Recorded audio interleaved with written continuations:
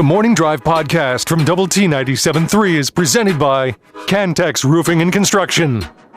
I'm Mike Hebert, owner of Cantex Roofing and Construction. Every day is game day, and we'll get it right when it comes to your roofing, construction, windows, and mirrors. Call Cantex Roofing and Construction today. Together, we are one serving you. Jamie Lent and Jeff McGuire. I'm Chuck Heinz.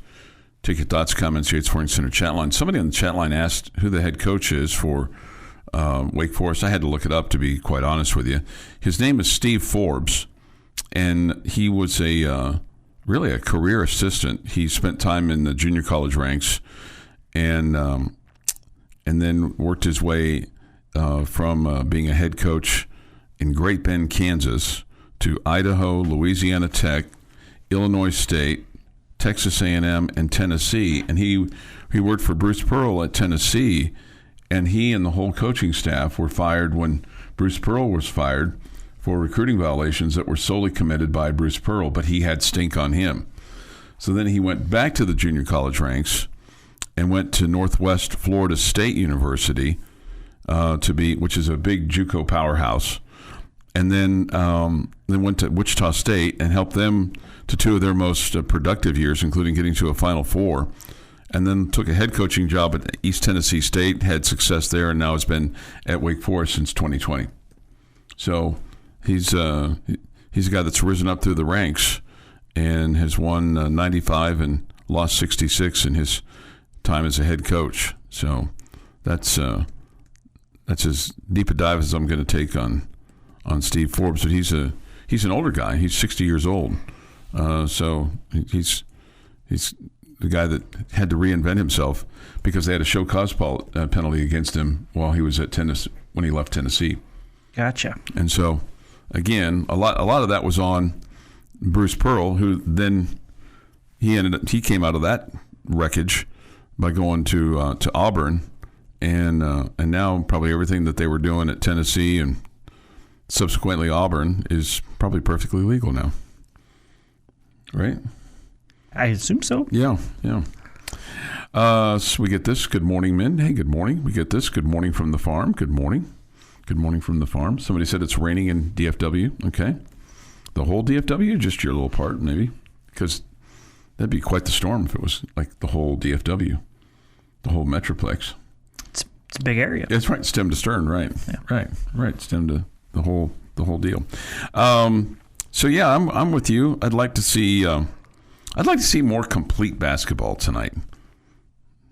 And I don't really know how to define that. I think we know it when we see it, like ball movement, going to the hoop, taking care of the ball, feeling like there's some kind of method to the madness. I'm hopeful that players that you haven't maybe been able to see play more. I'm curious as to how many minutes Bambuye gets tonight and what kind of a presence he can make for you. Okay. As we're going through the season.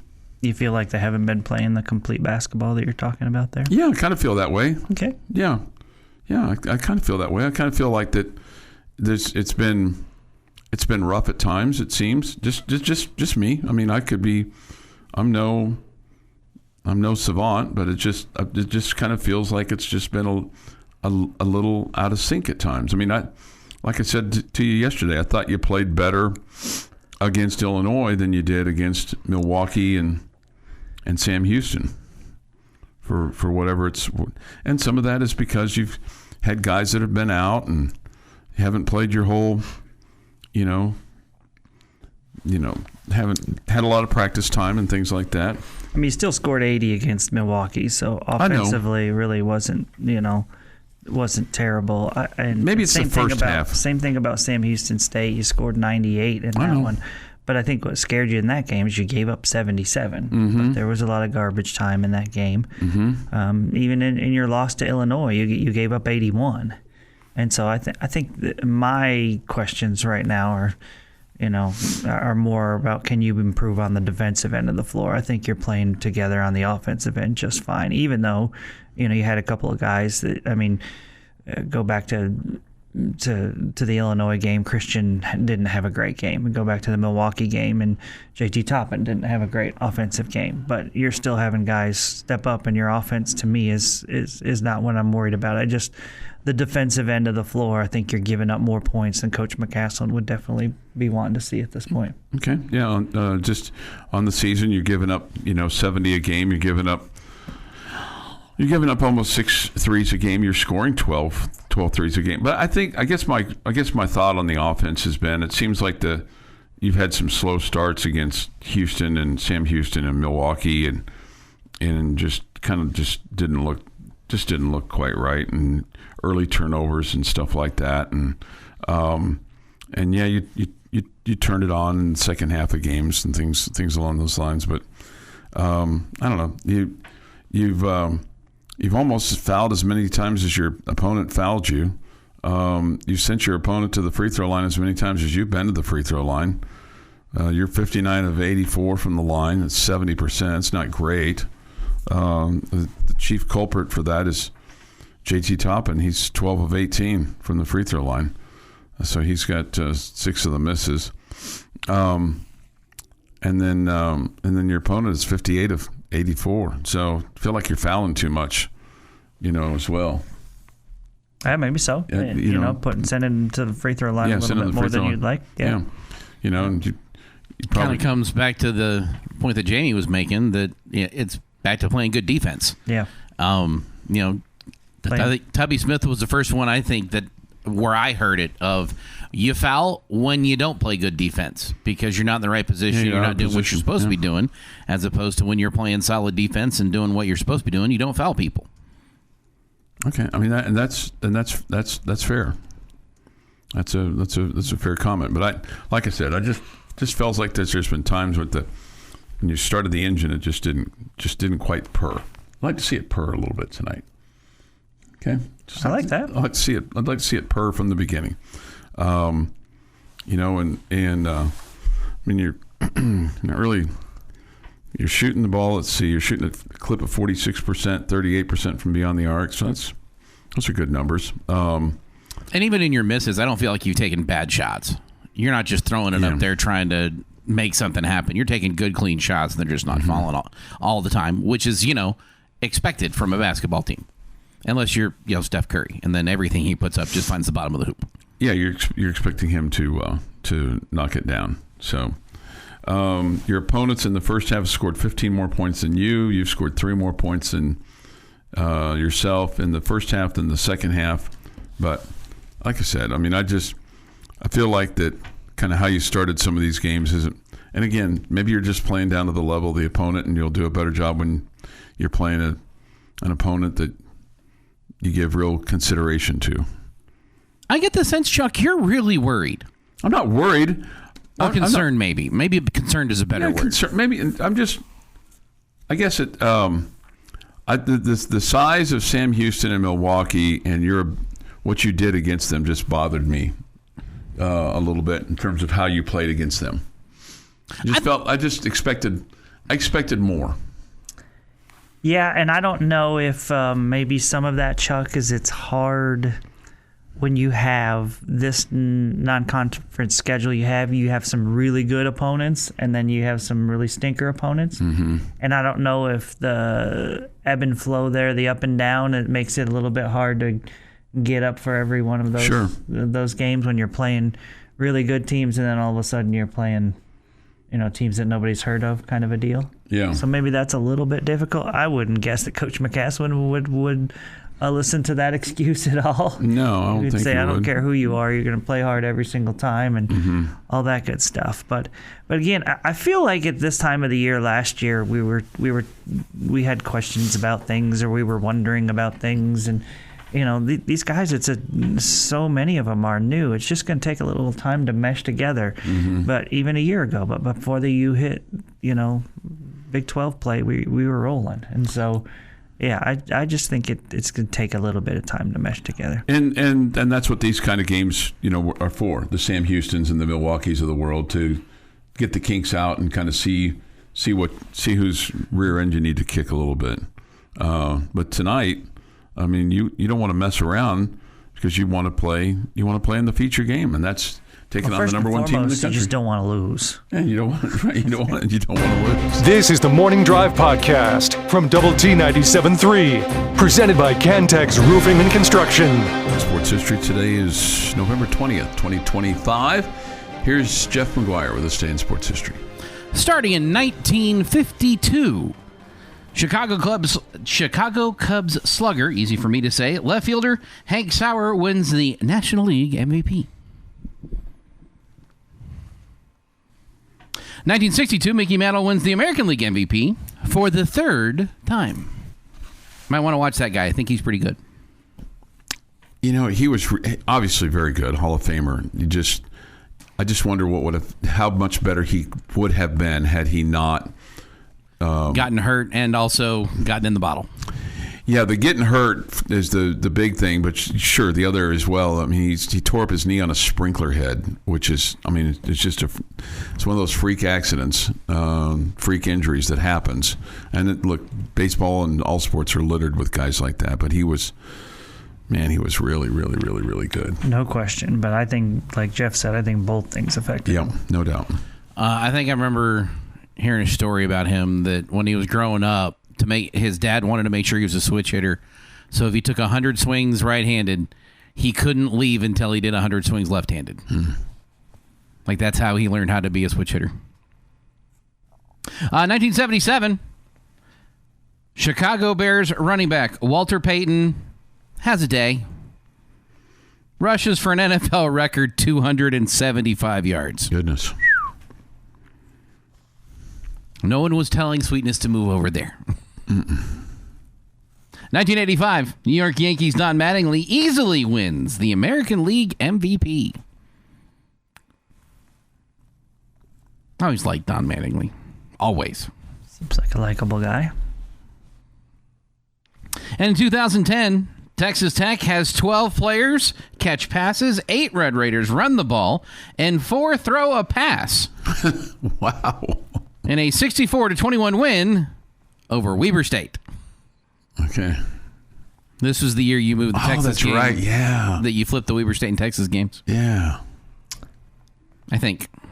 Yeah, because this was Tommy Tuberville. It was Tommy Tuberville. Yeah, this was flipped them? In the schedule, you played, instead of playing Weber State second, you played Texas second. And they flipped the Weber State game to late in the year. Yeah, that was why they did that.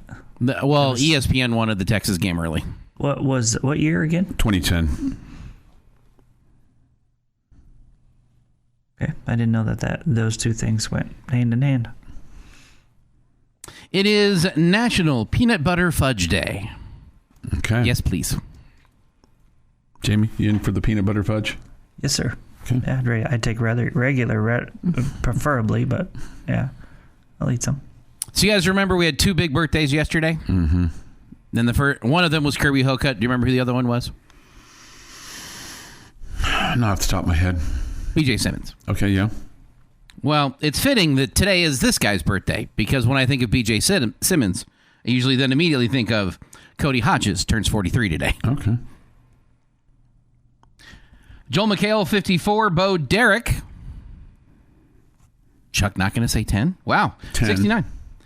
Joe Walsh, 78. Josh Turner, 48. Dirks Bentley, 50. Carlos Boozer, 44. J.D. Drew, 50. Zach Martin, 35. And Joey Galloway is 54. And on this day, 1945, 24 high-ranking Nazis go on trial in Nuremberg, Germany, for atrocities committed during World War II. The Nuremberg trials were conducted by an international tribunal made up of representatives from the United States, Soviet Union, France, and Great Britain. It was the first trial of its kind in history, and the defendants faced charges ranging from crimes against peace to crimes of war to crimes against humanity. 12 architects of Nazis' policies were sentenced to death. 7 others were sentenced to prison terms ranging from 10 years to life. And 3 were acquitted. And that, this day in sports history. This day in sports history. So going back to that 2010 football season, Jamie, man, when you lost, you lost. You lost by 10 to Texas, 24-14. That's not criminal. You lost October the 2nd because you had a bye week after that Texas game. You lost to Iowa State in Ames, 52-38. You lost to Oklahoma State, 34-17, and that was here in town at Jones Stadium. You lost at College Station, 45-27.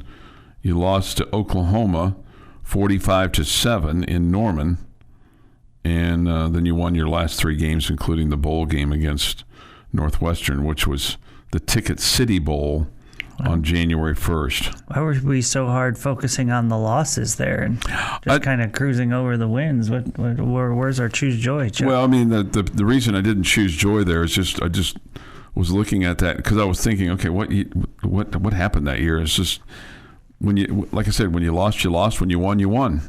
Wow, that's deep. Well, but I mean, there wasn't any single-digit losses was my point. And I'll bet when you were hot, you're hot. Yeah. And when you're not, you're not. Yeah, there wasn't any single-digit losses. All right. Let's see. This from the Yates Flooring Center chat line. Time and time again, good teams learn to block out the noise. ... Chuck is the noise. Okay. Sounds like my man Chuck has been losing on the money line. Just bet the under, Chuck. Okay. Chuck, you keep saying guys are referring to ladies? LOL? No. It's not perfect, and Chuck needs something to complain about. Something. It's not perfect, and Chuck needs to complain about something. Okay. Chuck is allowed to be. I'm not being critical of Chuck being concerned. Yeah. All the way back to the beard days, it's too early until January to be good. Chuck is creating a dangerous narrative without evidence. I think I said that. Again, it's just it's just my casual observation. Okay, and they're like an old muscle car at idle, a little choppy, but when you press the throttle, you've seen what they can do. They just need time to warm up. Okay, and that's fair. And I think we've said that, or I've said that they haven't all been together, and that's fair, and they have not practiced all together. And maybe I'm unfairly wanting it to be, more of a blowout than what it's been, and maybe that's not fair. Maybe the parity of college basketball has reached the level of the Milwaukees and the Sam Houstons, and winning by 21 and winning by 17 should be maybe it's enough, maybe it's not. I don't know. It just feels like it's not good enough. I mean, again, I think you're used to seeing them take care of business against those teams in a big time manner and winning by 30 and 40. And you haven't done that. Yeah. For whatever reason. Yeah. Again, doesn't feel like you were ever worried about winning or losing in those games. Just wasn't as blowout fashion as you would like it to be. This in all caps. I mean, this like somebody's yelling at me. Okay, I get it. You are absolutely being unfair, Chuck. Is it just a radio thing, or is Chuck really like this in real life? Well, I think my wife would tell you that it's never good enough, never hot enough, never cold enough. So, I mean, I think the only thing that you've said that bothers you. I don't say it bothers me. You can say whatever you want. Mm-hmm. Okay, I don't always want to be attached to what you say. I understand. Okay, it's what you say and not me. But sure. I mean, I'm sitting here with no proof saying I wonder if it's hard for these guys to get motivated for these lower level opponents when you have, some really high level opponents coming up and all of that kind of stuff, and they're mixed in there. So it's from game to game, it's up and down. I wondered about that aloud. You wondered if because they're getting paid a bunch of money that they're fat and happy and they don't care. I didn't say you don't care, but I mean just fat and happy. Okay, well that kind of speaks to that, and that's a part of that. Okay. So that's a I don't know, a little bit more significant wonder than mine. Yeah, no, a little bit fair. More harsh wonder. That was a harsh wonder. Yeah. That was a harsh. But you're allowed to have opinions, and that's allowed. It was just a harsh wonder. This is the Morning Drive Podcast from Double T 97.3. Presented by Cantex Roofing and Construction. You guys are going to miss me someday. There's no question. I mean, it's not coming question. and just don't worry, it's not coming anytime soon. Because, I mean, even though I've reached seasoned citizen status, I still got fuel in the tank. Reaping the benefits of some discounts there. No, not really. I mean, not that I'm aware of. He could just be charged less and they don't tell him. I feel like there's some things you're charged more for. IT support, yeah. What are you charged more for when you hit 65? I feel like, and I don't know, because this is the one piece of business that I don't. Maybe health insurance? Yeah, right. That's where I was going, is that, the Medicare thing plus the supplements. I don't understand all that. The lucky lady's in charge of insurance at our house. She has all that cobbled together. That is her area of expertise. That's the one bill that I really don't touch, have knowledge of. Comes out of her stuff. So I just know that I have it, and I'm grateful for it. But it just seems like there was a penalty turning 65. Okay. Because I had to write a check for the first time for some health insurance in quite some time. But anyway, that's first world problems, right? First world problems. I mean, it's just kind of is what it is. Glad to have insurance, because we're all going to need it at some point in time. All right, we'll have the Bills and the Texans on tonight. Jamie, how you feeling about your Bills? Are you nervous? Or do you feel like it's a contending team that can make a deep run? I think their defense is pretty poor, so I have a hard time believing they're going to make a deep run. But as long as you got Josh Allen at quarterback, you have the ability to put points on the board, right? Yes, but I mean, at some point you have to stop somebody else. Yeah. And then I feel like the Texans are playing a little bit better. Yeah, no, I would agree with that. And, I mean, they've got one of the best defenses in the league. So if they can just get their offense going, then they have a chance to be a decent team. So the Texans right now and the Bills right now, this is how it looks. Buffalo is 7-3. They're a game back of New England in the AFC East. The Texans, they're in the AFC South, and they're 5-5. Their hopes of winning the division are, I would say, slim to none. The Buffalo still has a chance to win the division. They're game back in the loss column. So this will be their 11th game tonight, and New England will play their 12th game coming up. So that's tonight on 100.7 The Score. We'll have Monterey and Fort Worth, Arlington Heights tonight at 6:45 on Sunny 97.7. And so that's playoff football as far as the high school ranks are concerned. And we'll have more playoff football tomorrow with Lubbock Cooper playing at 2:30 tomorrow afternoon, and Liberty playing at 5:30 tomorrow evening. The Lubbock Cooper game will be on 100.7 The Score at 2:30. The kick at 3, and the Liberty Cooper game will be at 5:30 on Young Country 93.1.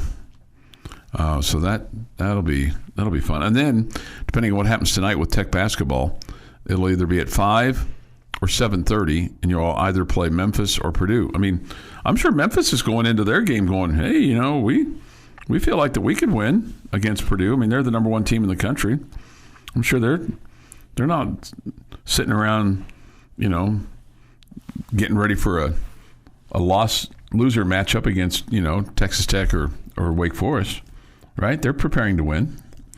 I would assume that's the case. Yeah. So I mean, you could face Memphis. It's not just a fait accompli, but this is the time of year that Purdue really excels. It's when they get into postseason play that they really let down their fans, particularly when they get to around the field of 32 or even about the field of 32 or Sweet 16, when they have people that they come up short. Yeah, they come up short. I mean, come up short for years. But maybe that's just my Purdue bias coming out there. What?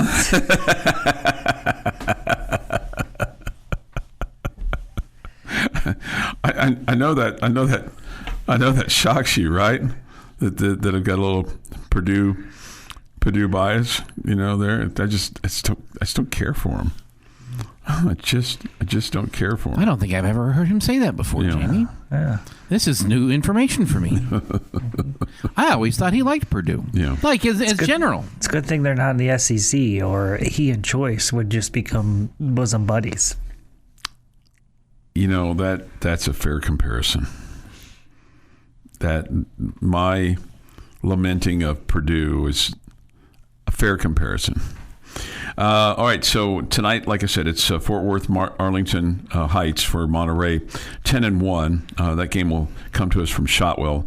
Monterey is 7-4. I feel like Monterey, after their 50-point win last week, has a shot tonight. Like maybe they found themselves a little bit. Okay. Lubbock Cooper at 7-4. They take on Walnut Grove. They're 11-0. Kind of feels like that's a really tall task, and that's tomorrow with the kick at 3 from Abilene Christian. I feel like for Graham at 8-3, it's a really tall task for them to take on Liberty. Graham's 8-3, Liberty's 10-1, and then also tomorrow, Estacado at 8-3 has a tall task against Brock. They're 11-0. But I think when you have Cedric Ross and the kind of the offensive firepower that Estacado has, I mean, you have the ability to score really from any place on the field. Yeah, no doubt. He's a terrific player. There's no question. It's just hard in the playoffs because you don't know what kind of districts other teams are playing and if they're great districts or not. Sure. I've not taken the time to dive into who Brock has played or who Graham has played or anything like that. Those that call the games do those kind of things. But or who they played in their non-conference play. So you might have 2 losses, but you played a really difficult non-district, schedule, and so that changes things as well. So you never know. I think it was great that Monterey got a win and got to the second round last week. And, you're probably right that they're the underdog in this one, but. Man, you get to these rounds, the second round of the playoffs, or you get deeper into the playoffs, and it's if you're there, you're a good football team. Right. There's a reason you're still playing. Sure. So I wouldn't count anybody out. All right. Also, just to kind of get you up to speed, Idalou plays Grape Creek out of San Angelo tomorrow in Colorado City, and then Slayton meets Merkel tomorrow in Sweetwater. Slayton's 9-2 on the season. New home, they're 9-2. They take on Stanford, Colorado City tomorrow night at 7:00. Don't go early. There'll be another game unless you just want to get there and get your spot. I would go early. Okay, early. Yeah, get a game and a half in or something. Yeah, get yourself a brisket burrito or something at for the concession stand, whatever the specialty is there in Colorado City. Here we are getting back to our problem. Here we always make it about food. Yeah, right. That's my problem. Right. Stop making it about food. And then just go watch the game. Tohoka and Stratford are playing tomorrow as well. All right. Somebody wants to know what my expertise is in the house. Channel changer, recliner sleeper. Those are 2 things I excel at. I do wonder sometimes what I bring to the table, to any table. But fork and a knife. Brisket. You bring the brisket, Chuck. Bring the brisket. So I've heard. Yeah. But you don't really care for brisket. Otherwise, I'd make you one.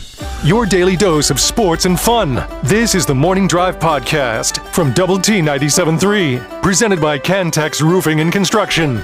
Jamie's question of the day on Double T 97.3 is brought to you by Connecticut of West Texas. We had to have broken a record today, right? For not getting to Red Raider football? It could be like in the middle of July after a 4-8 season. We've gone an hour and 32 minutes, and we've acknowledged that Texas Tech has a football team. I'm sorry. It's on me. I mean, we've talked a lot of basketball, and we've talked some life stuff, and we've some Chuck stuff. We've meandered around a little bit, and by the way, I need to correct myself. New home plays tonight, so I'm sorry. You're not helping your I hate New Home strategy. I do not hate New Home. New Home at 9-2 takes on Stanford 7-4 tonight in Colorado City. So get there early and get yourself a hamburger or corn dog. I don't really care for corn dogs, so I don't really want anybody. I don't even want to see a corn dog. They disgust me. So a burger would be good. Okay. Jamie's question of the day on Double T 97.3 is brought to you by Connecticut of West Texas. I was going to talk some Red Raider football. Is that okay? Absolutely. And we do still have a team, right? We do. And they're actually pretty good, right? Last time I checked. Okay. Yeah. All right. Yeah. We're going to talk some Red Raider football here. Okay. I'm going to give you 3 names. Mm-hmm. Baron Morton, David Bailey, Jacob Rodriguez. Which one of them will be the most difficult to replace next season? I had a Karnak moment there. I was going to say, but I won't play that. Which one is the most difficult to replace? I think it's David Bailey. And the reason I say that is not that quarterbacks are a dime a dozen, okay? But I think that you can we are very familiar with quarterbacks here over the test of time, and we've had them coming out of it like a Pez dispenser, okay? I also think that linebacker is something that, while you've not necessarily had the level of linebacker every year like you've had with the Jacob Rodriguez. You've had a pretty good run at linebackers. Yeah, we've had a really good run at linebackers. We know what those look like. We just have not seen anybody that can be and put pressure on the quarterback. And I'm not. And there's a lot of schools that will say, yeah, we haven't seen that either. I think David Bailey is the guy that's going to be the toughest to replace. Okay, so that's a good answer, Chuck. That is a good answer. Finally, the defensive end, rush the quarterback guy. Everybody's looking for those. That's really hard to replace. Mm-hmm. I think your replacement for your linebacker is already on your roster, and Ben Roberts. I think he can shift over and slide into the production that you're losing some, so you're not having to replace all of Jacob Rodriguez with one player. So I'm between David Bailey and I'm between Baron Morton. And I'm going to say Baron Morton's going to be harder to replace because everybody in the transfer portal is looking for a quarterback. And you will be competing with everybody to get a quarterback. Because if you do not have a quarterback, your chances on offense are nil. So I'm going to go quarterback because of how you're replacing it. If you'd had a healthy Will Hammond, that might be a different conversation. But you don't. So that's why I'm going that way. Okay. Good takes by both of you guys. I don't feel like the linebacker is the right answer because you have John Curry. And I think he will slide into the role that Jacob Rodriguez plays for the most part. Okay? So I don't think it's Jacob Rodriguez as much as he is every fan in Lubbock or Red Raider fans' favorite at this point. I don't think it's quarterback because I just think quarterbacks are easier to find. I think that quarterbacks, you see those guys bouncing around and it looks like it's kind of like the in thing to do is to transfer and go somewhere else and go play quarterback at another conference for a different school or whatever. I think you'll see the Red Raiders have success finding a really good quarterback in the portal this year.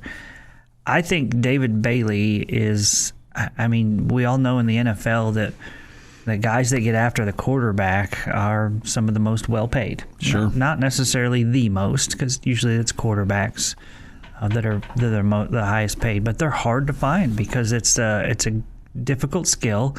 It changes things completely for defenses as far as it makes your defensive backs a lot better. When you have that going on, you put teams behind the the chains as far as getting sacks. You force quarterbacks to throw the ball away quicker, all the above. And I just don't think there's as many great ones in college football as there are great quarterbacks or great linebackers. Mm-hmm. And so I think David Bailey's production and just not even quote-unquote production, but just his threat and forcing quarterbacks to get rid of the ball early and all of those things, I think that's going to be the most difficult to replace. Yeah.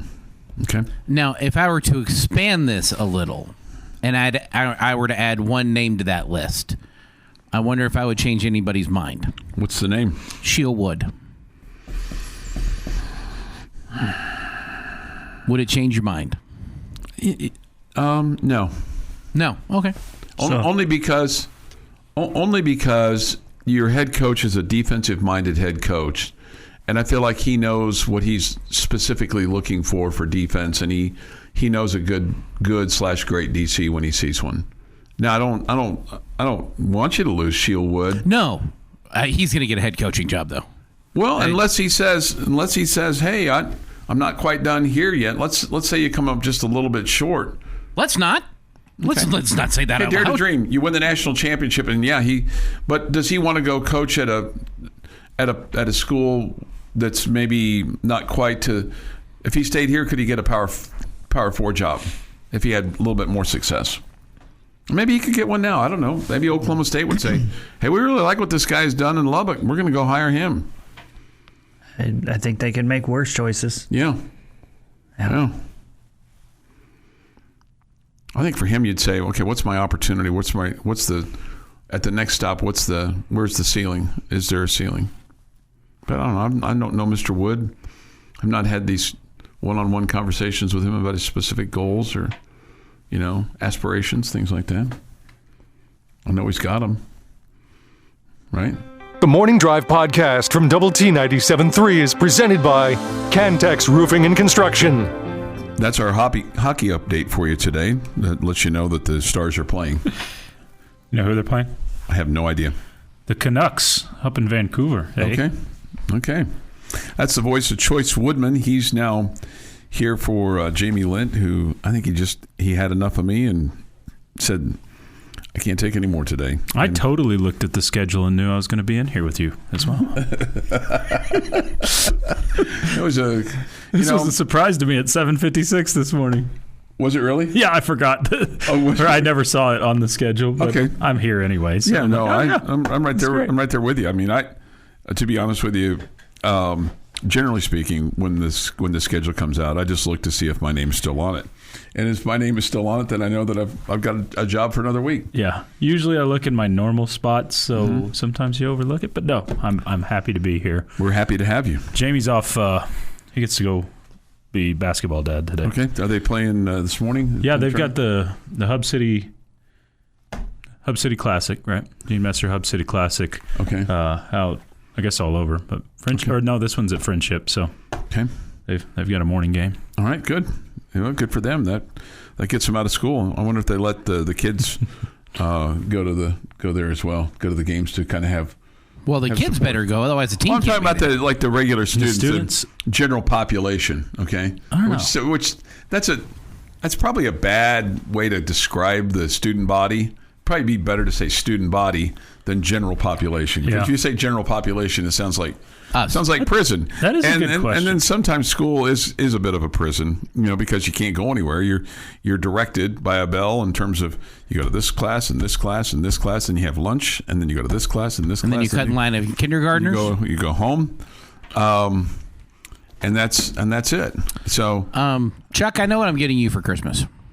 Just decided this. A clock? Nope. Chocolate milk? Nope. Something that you severely need. What's that? A shovel. A shovel. Because you keep digging yourself a bigger hole. I don't need a shovel. We come to you, Choice Woodman, Jeff McGuire, and myself. My name is Chuck Heinz from the First United Bank studio. Thoughts, comments, we take them on the Yates Flooring Center chat line. Go to the Double T 97.3 mobile app, and you will be able to participate very easily. The Visual Edge IT hotline is open if you care to use your phone. It's what it's intended for, a phone, 806-771-0973. How often do you actually use your phone as a phone? I would guess more than most my age. I still like to make phone calls. Okay. Like how many times a day do I? I'm just curious. Do you make as like a regular deal for you? No. Yeah, I probably talk on the phone 4 or 5 times a day. Okay, all right, that's a good number. I guess so. I mean, we use it. You and your wife to communicate with each other. Wife, kid. Okay. I call my mom once a day. Do you really? Yeah. Good for you. Good for you. This feels great to be a Red Raider grasshopper.